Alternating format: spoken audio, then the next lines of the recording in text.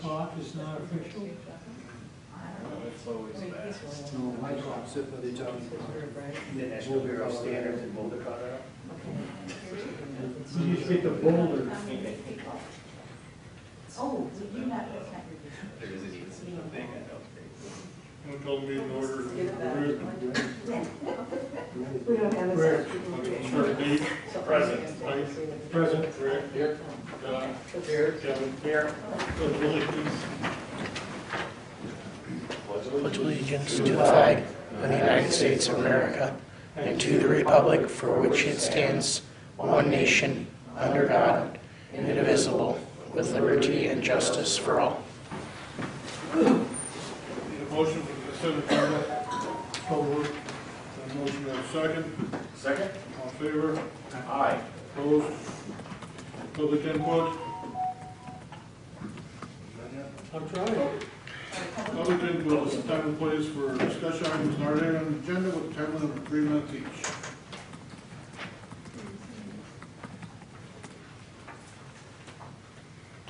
Hello? Is this on? Yeah. My name is Brandy Zambon-Maichai. I'm running for Lane County Supervisor in District 3, which includes Lisbon. I am the daughter of Louie and Deb Zambon and born and raised from rural Coggin.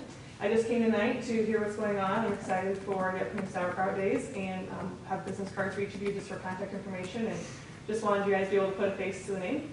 We'd be happy to answer any questions you have or have conversations after the meeting, of course, but thank you for your time. So I'll hand it to you, if that's all right? Yep. And that's all I needed. Thank you. You bet. Thanks for having me. Oh, perfect. Now, House District 83 updates, City Goal. Hi. Hello. I'll put this down right now. Just I'll do that. Thanks, I don't know if we need this for the, okay. Thanks for letting me come, and I just want to give you an update of some of the things that happened in the State House. And you may be aware that they had some bills, some that had to do with stormwater and topsoil, and that's one of them that I knew impacted the communities in my district. And so I worked really hard with several of the city managers came together, city administrators came together to tell me what exactly the impact would be. Through that process, we got the bill put in a way that was the least damaging to you guys, but it was going to pass. So we were able to get some things in that piece of legislation, and it just took effect July 1st. And it's called the Stormwater and Topsoil Bill. That you guys are probably aware of it. What we were told was that none of the small towns in my district were going to be impacted. And then Chris from Mount Vernon's called me up and said, but we are within the proximity of Cedar Rapids, so yes, we are. And that's what people in the legislature need to hear. And I'm so glad that Chris called me, and then we called together. It was kind of a last minute thing because the bill was going to be coming up the next day. And we got together and I found out how we could put amendments on it so it would be the least damaging. The bill was going to pass. And so what we were able to do is get so that you as city could require some things of the builder that builders didn't want to have required. So they wanted to do a statewide regulations. So anything in western Iowa, eastern Iowa, it didn't matter where you were. I was arguing that our soils are different and each parcel can be different. I own farms all over Lane County, and the soil maps may be right, but most of them they aren't. You know, you have to know, especially now that we do our GPS with planting, you can see where your soil types are different. So the law now allows cities to require that if you want to, that the builder get soil types for those specific developments, and then you can require certain kinds of stormwater management and things that you weren't going to be able to with the law. So that's just one piece. And so I'd like you guys to let me know what is impacting you. And if I'm elected again, you know, it's a 2-year cycle.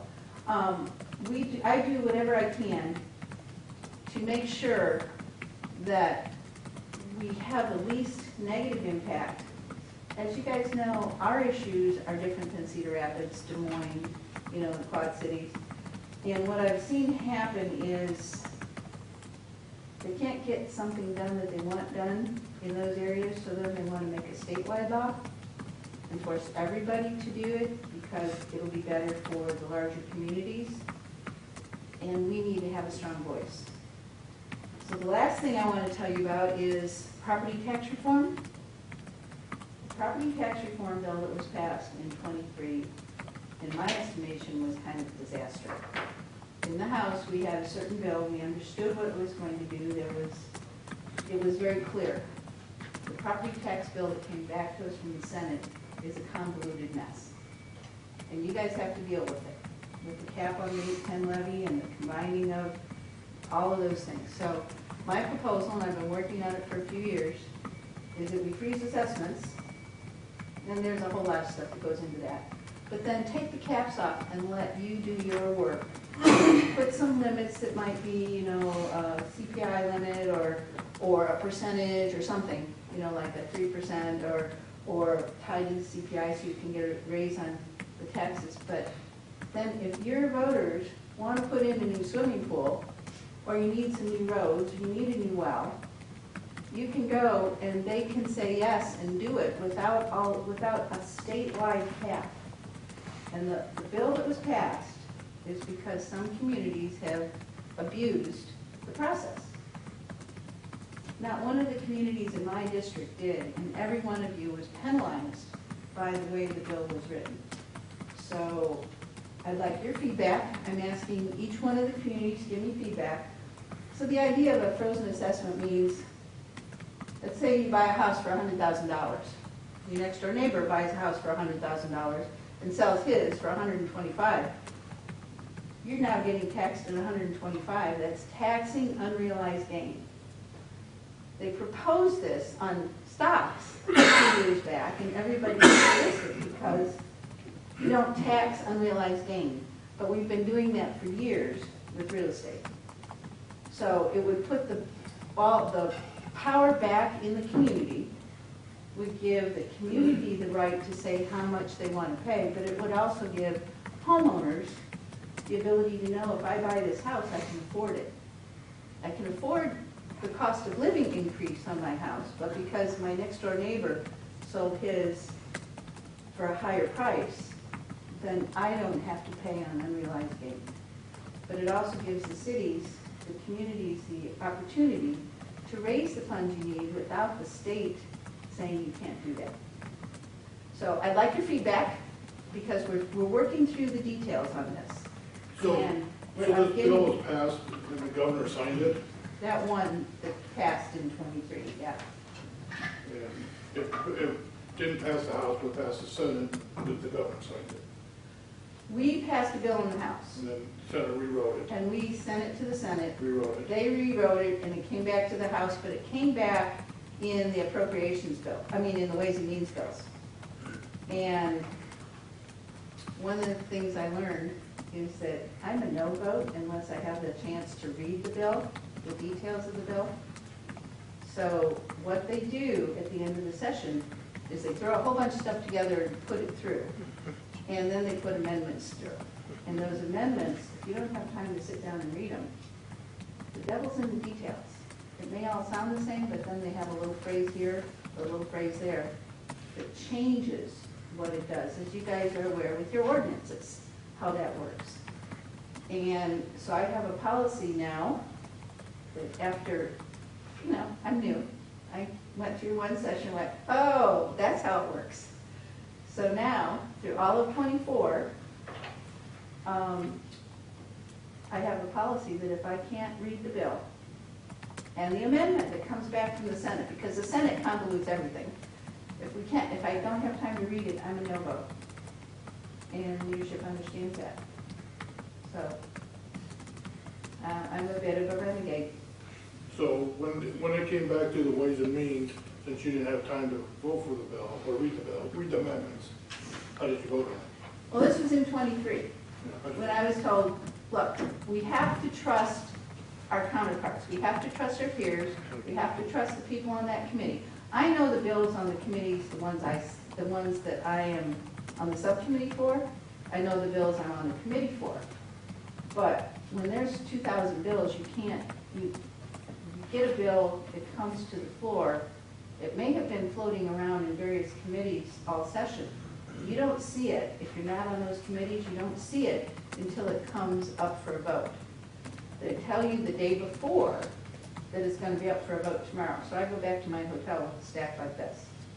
But in 23, I was sure, you got to trust your peers. So, okay, I'll trust the people on that committee. This year, I didn't. Good for you. So, you have to learn. Thank you. So I know I gave you guys my card before, but that was, Speaker email. so I need you to call me if there are any issues that you become aware of. The other thing I've learned is we write laws and then the rules are written in the administrative rules. If you see that there's a law, that as the rules come out, that if it's not the same, as a legislator, we have the ability to say pause. The intent of the law was this, your rules are doing this, and we can stop them. But we need help, because I can't read all that stuff. I got 178 pages of bills yesterday. I didn't have time to read them. Thank you, Cindy. Discussion on possible action in reference to approving the Sauerkraut Days Events. I'm Jared Boots here on behalf of the Sauerkraut Days Committee.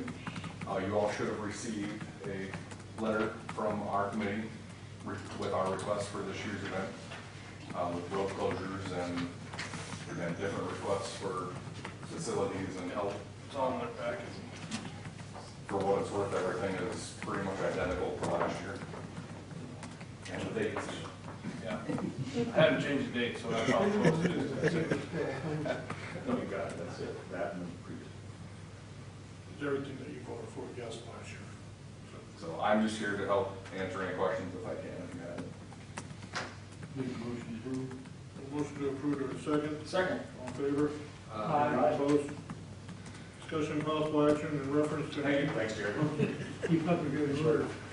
Discussion possible action in reference to Angle Broom Purchase for Bobcat. Yeah. So when we did the sports complex water network, and with us hiring that new position, we knew we were gonna do more water main. With us tracking the mud in and out, we needed something to clean the streets at the end of each day so people wasn't tracking that mud all through town and through the houses and drives and stuff. We rented it for the 2 months that we needed it. And when they gave me the cost for rental versus the cost for purchase, 2 more times and we pretty much had the thing bought. So this was brand new, was this price. And we did have one. To rent it for a couple of. Yeah, so like 12, a little over 1,200 per month. And then we figured 2 months there and another 2 months on this one. It's not gonna take long to have that eaten up pretty fast. The city did purchase a different style of broom years ago that actually was a self-contained unit and picked up. We had it stored behind the city shop, pre-deratio, and had a limb come down on it. And that bucket is not fixable. So with that, I want to go to a different style where this one just gets it to the side to where we can pick it up with our street sweeper behind it. And we don't need the bigger machine to actually run it, so. This mounts on skid loader? Skid loader and that loader. And then, okay. Yep, so like during storms, like any high wind storms and stuff, after we pick up the major limbs, you could run down the lane of traffic and actually get the debris off to the side. Make a motion to approve. Motion to approve in a second. All second. All in favor? Aye. Opposed? Resolution 22, 2024 to approve fiscal year 25 capital improvements and loss transfers. This is the beginning of the new fiscal year, transfers. Christina, do you want to discuss them? The ones on top there are just our average roads that we do. Nothing has changed there. The sports complex in the middle as well. That's just moving funds from the capital improvement parks account to the sports complex. And then the lost funds is everything that you guys had approved when we did our budget back in January, February timeframe. If anybody has questions, I'm happy to answer them. Any questions? No, motion to approve the resolution 22-2024. Second. Motion and a second. Nate? Aye. Mike? Aye. Rick? John? Aye. Kevin? Aye. Set public hearing for fiscal year 25, budget amendment number 1 for August 26, 2024. So moved. Second. Motion and second. Set public hearing. All in favor? Aye. Opposed? Correspondence. Do not have anything this week. City engineer. Yeah, good evening. Just a couple of things. Drove through town today, took a look at the water main project. Looks like the grass is coming up pretty nice. Yeah. She's trying to. And then the other item that I have is business 30 overlay project. We're working with Pelham to try to get a pre-construction meeting set up for that. The intent is to try to hold off until after August 19th to avoid any impact of Sauerkraut Days and get that project started. We got anything for Dave? I think he's still talking. Yeah, he's going. Hold on, Dave. Hey, hold on, Dave.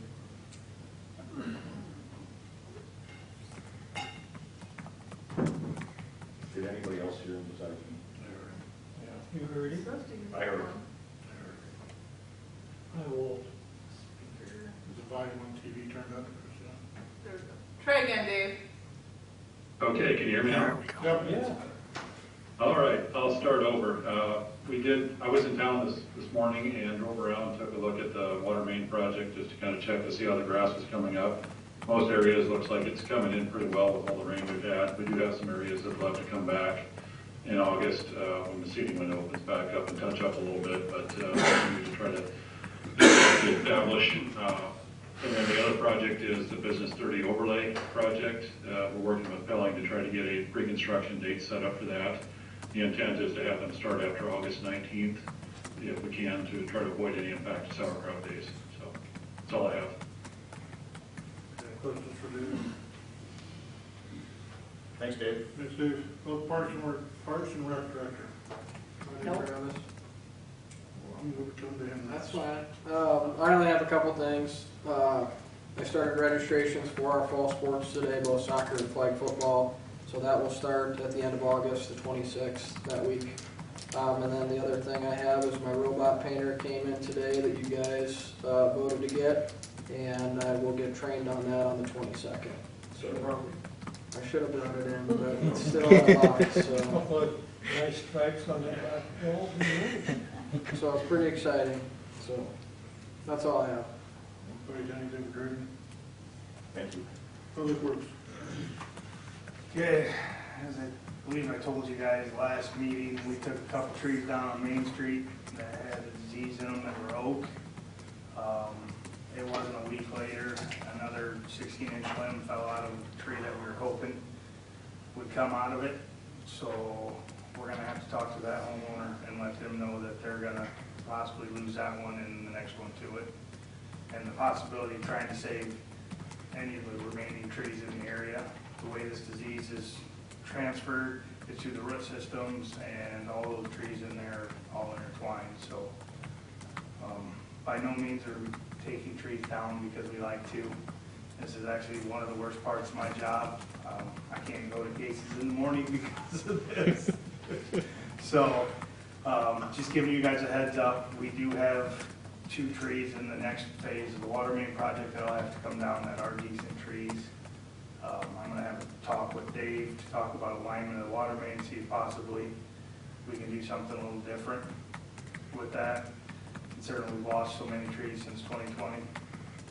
I also got to talk to Dave about the co-op wants to sign off on the water main replacement that they did on Fifth Avenue for chemical spill they had 30 years ago or whatever. It was part of the sales of that Global's water stuff up there in that, the whole tank area. Just so you know, we're gonna be working on that. Just a heads up to the public, the splash pad gate, the self-latching and self-closing mechanisms.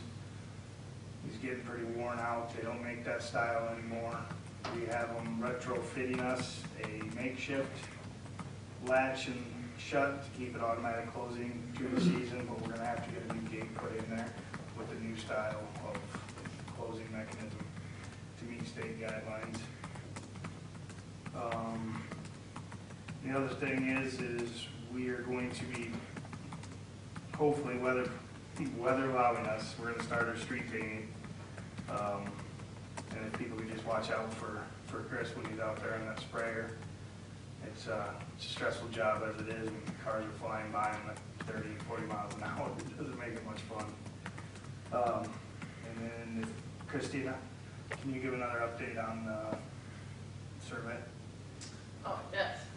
We are getting in more, this is for the lead line survey that's required by all cities across Iowa. We are getting more surveys in. The link is on our Facebook page and on our website, so anybody who lives in city limits needs to complete this survey. Very easy, 5 minutes. If you can't take pictures, that's fine. That's not as big as just taking the survey in general. So, well, please get those into us. Anything, Travis? Library. I don't have anything from her tonight. Pittsburgh? Nothing other than what's in the report. We responded to, had them count today, we had 3 fireworks calls in Mount Vernon and 2 in Lisbon. They were handled, so not too bad. Anything good? Ambulance. I do not have anything for them either. Fire chief. We're going to be doing the bathtub races for Sauerkraut Days. I'm sure that's in that packet that you saw. I didn't see it in there, but I'm sure it is. Pancake breakfast is going to be Labor Day again this year at the fire station.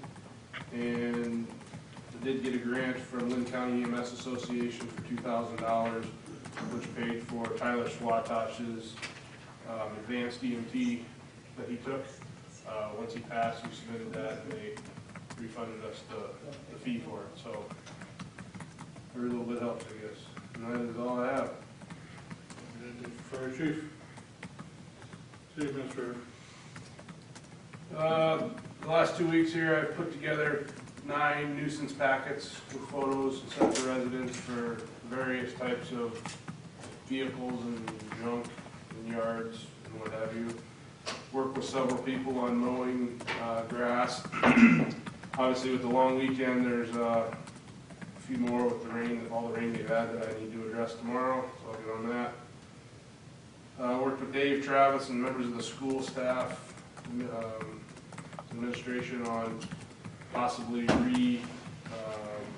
sloping the ditch along Highway 30 to make a little better flow of water through there. They sent some elevations today, and then Dave responded this afternoon and thinks he can come up with something that may work. So we'll work with them on that. Lots of building permits coming in for various types of things. Still working with YTT on design concepts for the bidding process for the 2 ball diamonds, as well as there's a storm intake there that we're still working with them on. I believe Drayton is going to be coming up the next meeting. He's presenting to his Park and Rec board. There's a pretty significant donation coming in for the pavilion at the sports complex, so they're going to try to get some naming rights for that. Drayton will have more over the next couple of weeks on that. I think we are down to 1 stump that is left from derecho and all the ash trees and the water main. So that 1 stump remaining has flowers around it. So we're going to talk to the resident to see when they would like us to take that out. They touched on the water main, just put it in the Back of your mind, they're gonna be doing the water main between the 300 block of West Main Street, so that's between Jefferson and Chestnut. Again, that'll be after Sauerkraut Days. I received a call from the contractor today. The cider is gonna be here possibly as early as tomorrow, if not towards the end of the week, to do the siding. He thinks in 3 days he'll have it done. If you haven't noticed, there's 2 poles outside for where the sign's gonna go, the message board. So as soon as that comes in, they'll finish that up. And then I will, at the next meeting for correspondence, submit an email that I received from a resident in reference to potentially starting a solid waste committee again, looking at some different options. So I'll have that in your packet for next month. Happy to answer any questions that you have. Have you talked to anybody about the cemetery board that we used to have? I have not, however, Faye Alger had reached out to me about the trees. So I'm gonna set up a meeting or director with the Tree and Nature Park Board, and they're gonna plan a time to go out there, look at it, and bring back recommendations for you guys on how to handle how they wanna see it.